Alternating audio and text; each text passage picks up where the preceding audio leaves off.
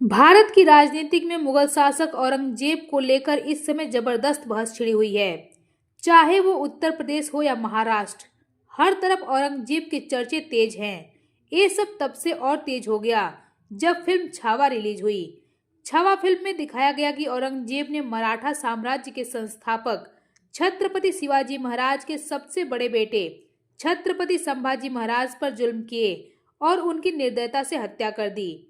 Chhaava film में संभाजी महाराज की भूमिका विकी कौशल ने निभाई है। संभाजी महाराज मराठा साम्राज्य के दूसरे शासक थे। इसके बाद जब महाराष्ट्र में सपा के अध्यक्ष अबू आजमी ने औरंगजेब को महान प्रशासक बताया तो इस बहस में अबू आजमी के बयान ने आग में घी का काम किया। आजमी के बयान का न सिर्फ महाराष्ट्र में बीजेपी की अगुवाई वाली महायुति की सरकार ने विरोध किया, बल्कि उत्तर प्रदेश के मुख्यमंत्री योगी आदित्यनाथ ने भी इसे लेकर सख्त बयान दिया। योगी आदित्यनाथ ने कहा कि अबू आजमी को उत्तर प्रदेश भेज दिया जाना चाहिए, उसका अच्छे से इलाज किया जाएगा। और भी कई नेताओं के बयान ने इस बहस को और तीखा कर दिया। वहीं बात करें औरंगजेब की तो औरंगजेब की धार्मिक नीतियों को लेकर इतिहासकारों में गहरी बहस होती रही है।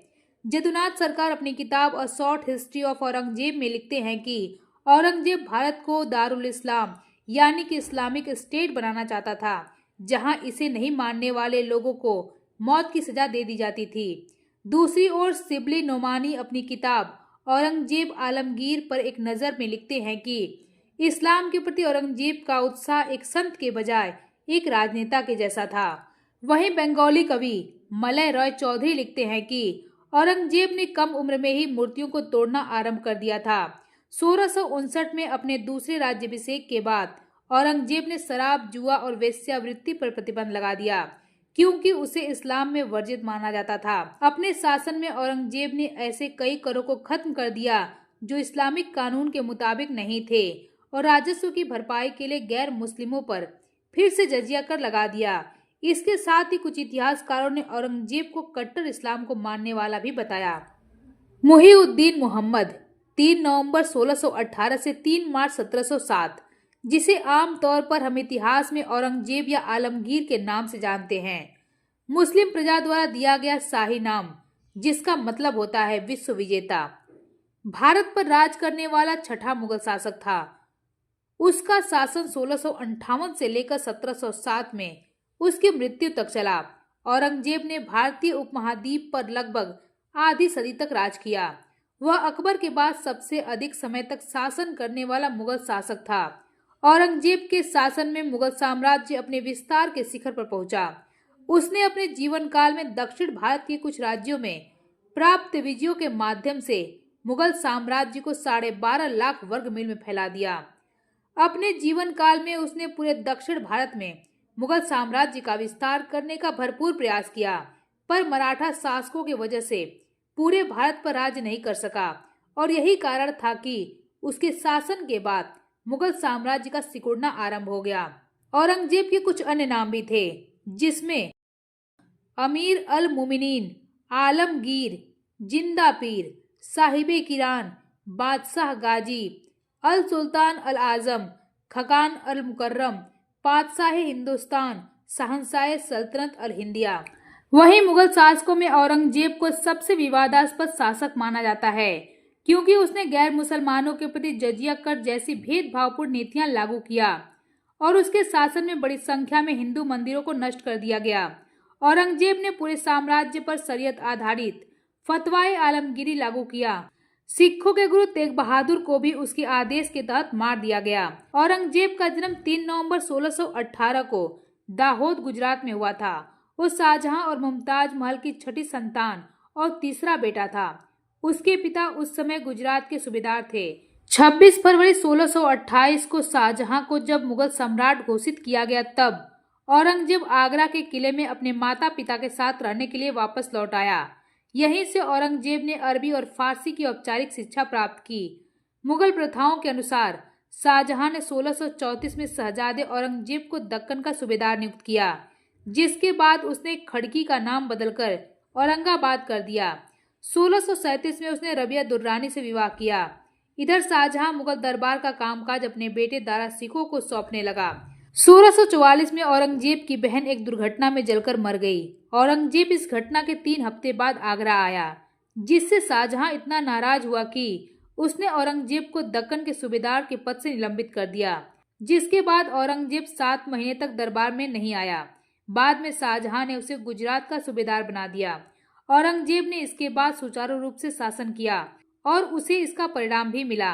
फिर उसे बदख्शा, उत्तरी अफगानिस्तान और बाल्खा, अफगान उज्बेक क्षेत्र का सूबेदार बना दिया गया। इसके बाद उसे मुल्तान और सिंध का भी सूबेदार बना दिया गया। इस दौरान वह फारस के सफावियों से कंधार पर नियंत्रण के लिए लड़ता रहा, पर उसे पराजय के अलावा और कुछ मिला तो वह था अपने पिता की उपेक्षा। 1652 में उसे फिर से दक्कन का सूबेदार बना दिया गया। गोलकुंडा और बीजापुर के विरुद्ध लड़ाइयों के निर्णायक क्षण पर शाहजहां ने अचानक से सेना वापस बुला ली। इससे औरंगजेब नाराज हो गया, क्योंकि शाहजहां ने ये सब कुछ उसके भाई दारा सिकोह के कहने पर किया था। जिसके बाद शाहजहां 1657 में बीमार हो गया और फिर लोगों को लगने लगा कि शाहजहां का अंत निकट आ गया है। ऐसे में दारा सिकोह, शाह सूजा और औरंगजेब के बीच सत्ता को पाने का संघर्ष आरंभ हो गया। शाह सूजा, जिसने स्वयं को बंगाल का राज्यपाल घोषित कर दिया था, अपने बचाव के लिए बर्मा के अरकन क्षेत्र में शरण लेने पर विवश हो गया। जिसके बाद 1658 में औरंगजेब ने शाहजहां को आगरा के किले में बंद कर दिया और खुद को शासक घोषित कर दिया। दारा सिकोह को विश्वासघात के आरोप में फांसी दे दिया गया। 1659 में दिल्ली में खुद को शहंशाह घोषित कर दिया। उसके शासन के 10 वर्षों का वर्णन मोहम्मद काजिम द्वारा लिखित आलमगीर नामा में किया गया है। औरंगजेब ने मुस्लिमों पर जजिया कर पुनः से आरंभ करवाया, जिसे अकबर ने समाप्त कर दिया था। औरंगजेब के शासनकाल में युद्ध, विद्रोह, दमन, चढ़ाई इत्यादि का तांता लगा रहा। पश्चिम में सिखों की संख्या और शक्ति में बढ़ोतरी हो रही थी।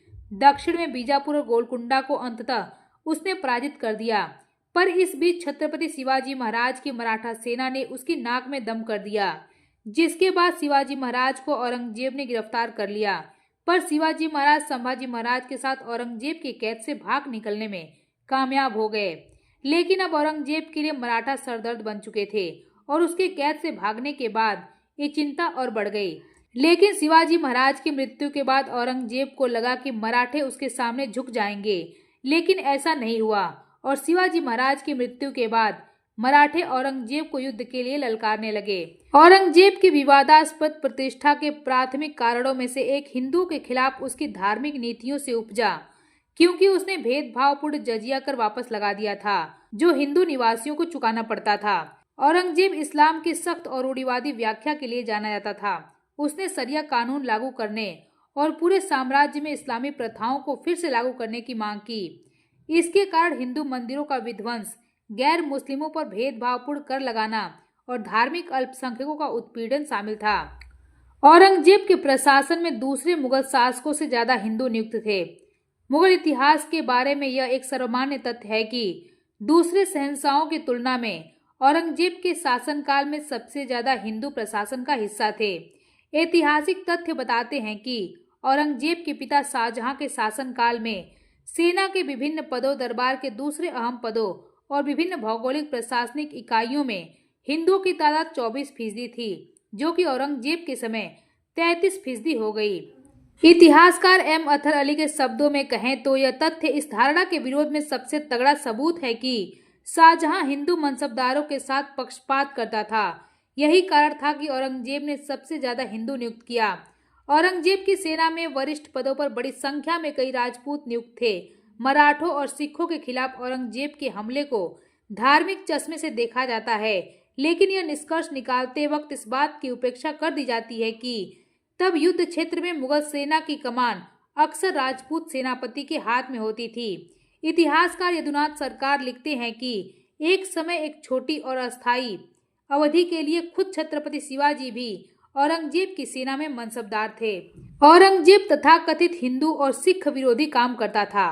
खाने पीने, वेशभूषा और जीवन के अन्य सभी सुविधाओं में वे संयम बरतता था।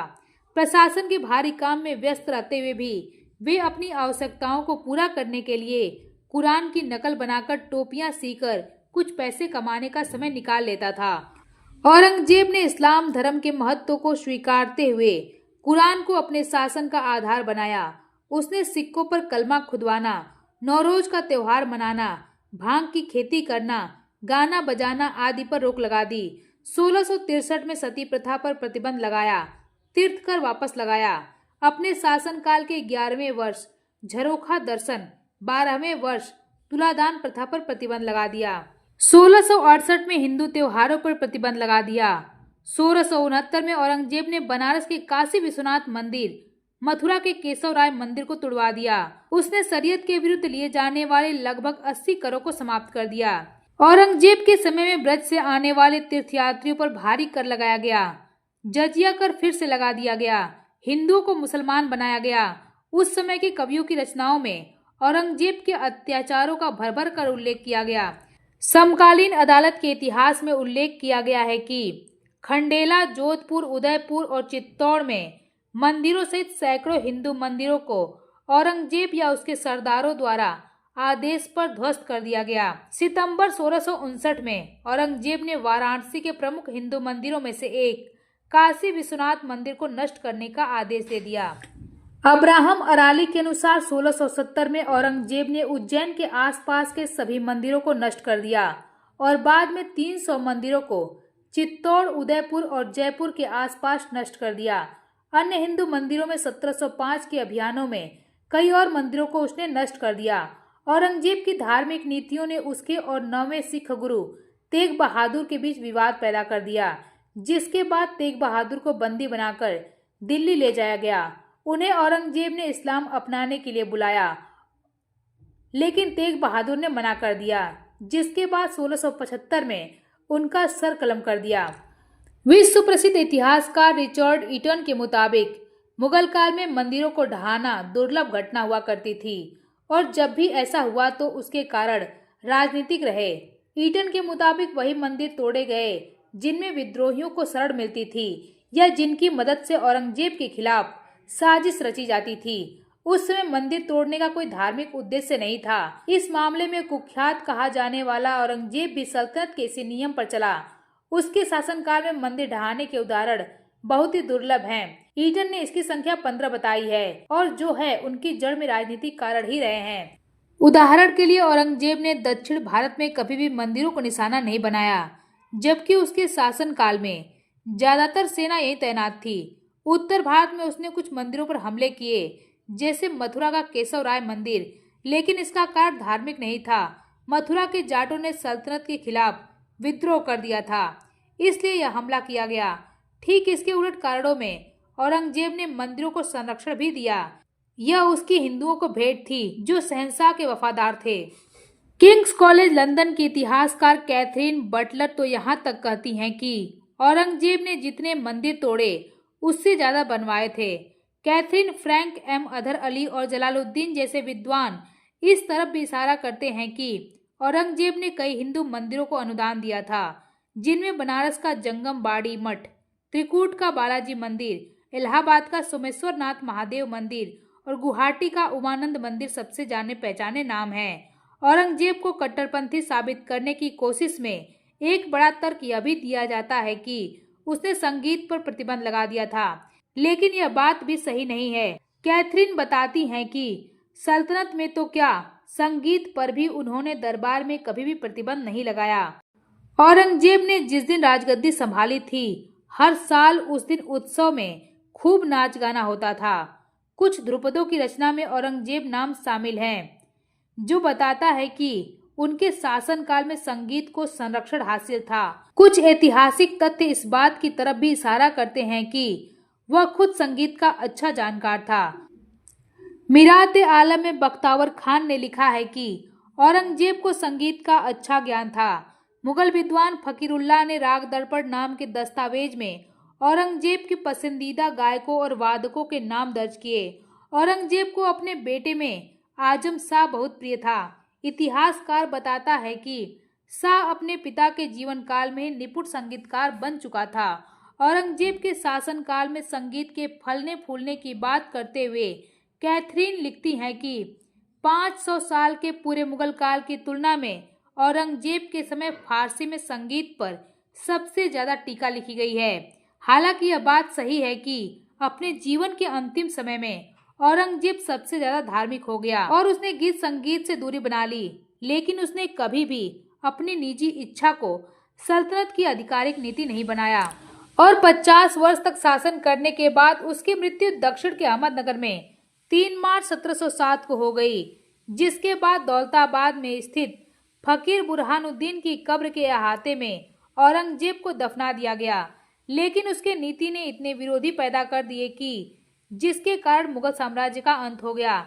हालांकि औरंगजेब खुद को हिंदुस्तान का शहंशाह मानता था, उसके पास दौलत बहुत थी, मगर खुद की कब्र के बारे में उसके ख्यालात अलग थे। औरंगजेब ने खुद की कब्र के बारे में लिखा था, वह बहुत ही सीधी सादी बनाई जाए। उसकी कब्र औरंगाबाद जिले के खुलदाबाद में स्थित है। औरंगजेब ने 1673 में लाहौर की बादशाही मस्जिद बनवाई थी। औरंगजेब ने 1678 में बीबी का मकबरा अपनी पत्नी रबिया दुर्रानी की याद में बनवाया था। औरंगजेब ने दिल्ली के लाल किले में मोती मस्जिद बनवाई।